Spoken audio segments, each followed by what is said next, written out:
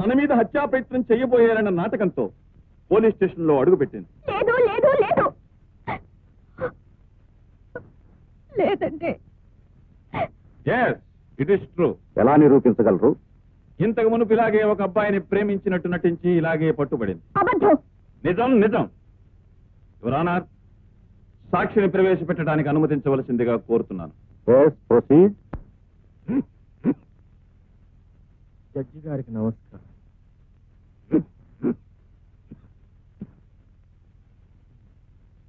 దేవుని ఎదుట ప్రమాణం చేసి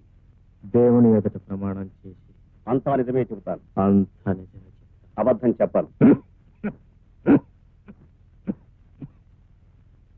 మీ పేరు? అర్జున్. ఆమె మీకు తెలుసా? దేవదాస్ దగ్గరికి వెళ్ళి పార్వతి నీకు తెలుసా అన్నట్టు. ఆమెకు మీకు మధ్య ఉన్న సంబంధం ఏమిటి?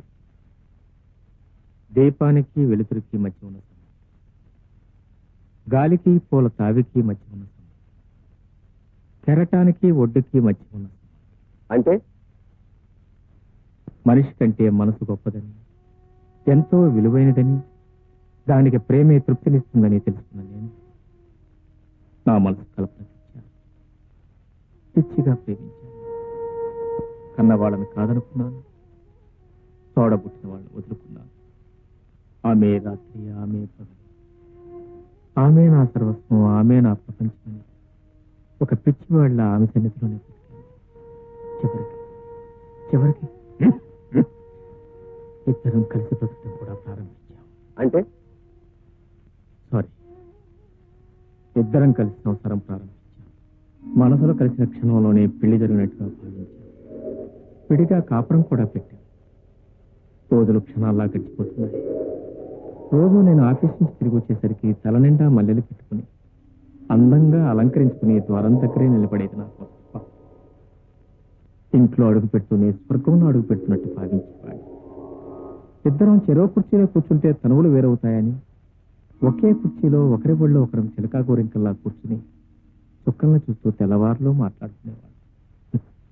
మా ఇద్దరిది ఒకే అడుగు, మా ఇద్దరికి ఒకే గొడుగు. అడుగులో అడుగు వేసుకుంటూ ఒకే గొడుగు కింద ప్రయాణం చేసేవాడు. అలాంటి మా ప్రణయ జీవితంలో అనుకోకుండా ఒక దుర్ఘటన జరిగింది. ఆ రోజు ఎందుకో తెలియదు మా ఆఫీస్కి సెలవు వచ్చింది.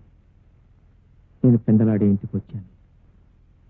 బొమ్మం దగ్గర కల్పన కనిపించలేదు. లోపల కనిపిస్తుందేమో నా ఆశగా లోపలికి వచ్చాను. కానీ నా కళ్ళని నేనే నమ్మలేకపోయాను. నా గుండెలు చల్లమన్నాయి, నా కపాలం బ్రద్దలైంది.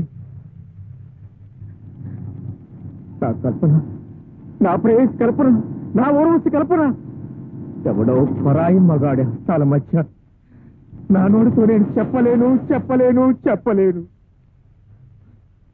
అతన్ని తేరిపారు చూశాను. నా చూపులు భరించలేక అతను పారిపోయాడు.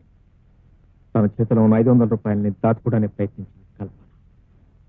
అప్పుడు అర్థమైంది, ఆఫ్టర్ ఆల్ 500 రూపాయల కోసం నా ప్రేయసి కల్పన అమ్ముడిపోయింది కదా అని అప్పుడు అర్థమైంది. వెంటనే కల్పన పీక నులిమి చంపేయాలనుకున్నా. ఆ పాపని కొడు కట్టుకోదలుచుకున్నాను. మళ్ళీ జన్మలో నీ మొహం నాకు చూపించదని శాసించి బయటికి పంపించేశాను. అప్పుడు చూసిన కల్పన మళ్ళీ ఇప్పుడు చూస్తున్నా. కేవలం డబ్బు కోసం విభజించే ఒక కొలట, ప్రేమన్న పదానికి మచ్చ తెచ్చే ఒక పతిత, డబ్బు కోసం ప్రేమను వలగా పన్నే ఒక రాక్షస. ఎవరానా నాలా, ఆ రాజేంద్ర బాబులా ఇంకా ఎందరి అమాయకుల జీవితాలను నాశనం చేస్తుందో ఈ రాక్షసని భయపడి ఓపిక లేకపోయినా నేను వచ్చి సాక్ష్యం చెప్పాను. క్షమించండి.